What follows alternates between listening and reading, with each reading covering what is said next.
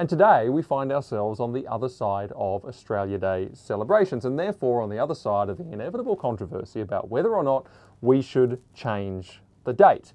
But you know, now being on the other side and a few days have passed, really in reflection I see that this was the tale of two different worlds. There was the first world, which was the world that we saw before Australia Day in the mainstream media, from some politicians, from activists. It's all they talked about. Is Australia Day on the right date? Should we be proud to celebrate Australia Day? Should we be proud to celebrate Australia and its history? The opinions and the pontifications of these people were endless, and they were everywhere in our faces. But you know, I then saw another world. And the other world that I saw was on the date of Australia Day, and it was the world of ordinary Australians. Thousands upon thousands of them, Australians and their families, in their backyards, in their front yards, covering every park and picnic spot and public place in the city, firing up all the barbecues that they could find, checking out Australia Day fireworks, and joining what were actually quite common community get-togethers all throughout the suburbs. They were all out and about. They were all celebrating being Australian.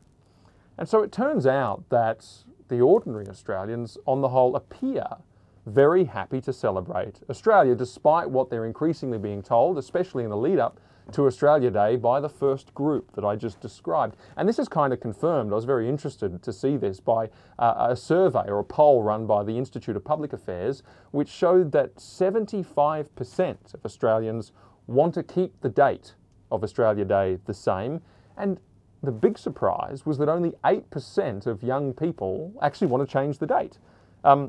Also, they surveyed another question, which was whether or not Australians are proud to be Australian, and 87% said yes. Only 3% said no. 76% said that Australia had a history to be proud of, and only 11% said that we don't. And yet there was that phenomenon I talked about, where there's an activist mob that is painting a different story. Crowds of political activists, thousands of mounted protests in all the capital cities, and there was even a banner 25 metres long unfurled on Westminster Bridge in London saying, "Abolish Australia Day." So what does all that tell us? Well, it tells me this. It tells me why the mainstream media, activist academics, fringe political movements, why they're so busy. Because they have a big project on their hands.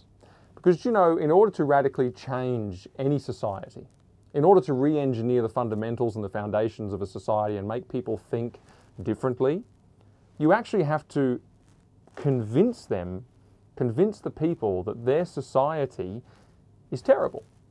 And it needs to be forgotten. Worse, it actually needs to be dismantled. And this is another one of those big ideas that's banging around out there as a result of sort of the cultural soup that we're entering into, which is sort of postmodern, sort of neo-Marxist. It's this idea that we need to attack and destroy Western civilization. We need to turn the hearts of the people against their own country, against their own culture. We need to get it dismantled. It's a trend that's playing out in a myriad of ways, not just Australia Day, right across the Western world. For example, just the other day, The Guardian newspaper reported that one of the top trends over the next decade in academia will be the decolonisation, they call it, of education. What does that mean? Well, it means the introduction of a whole lot of politically correct stuff, but also they say that it is a recognition that what is considered worthwhile knowledge is changing. Why? Because Western supremacy is no longer taken as a given.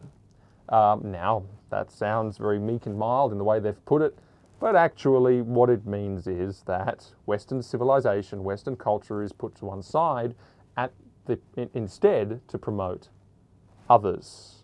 It tells us, you see, that the target here is not really Australia Day.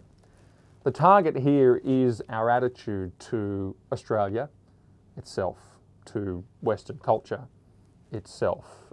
If we are, genocidal, patriarchal, rights-abusing, hegemonic, money-loving, oppressive, climate-changing, colonialistic bastions of hate and prejudice run by a primarily power-drunk cabal of white men who are saturated in religion and therefore child abuse, well, half of their job is done. The past is painted as something horrific. The culture that produced us is awful. And therefore the way is open for something else to be taught instead, for a different culture to be ushered in.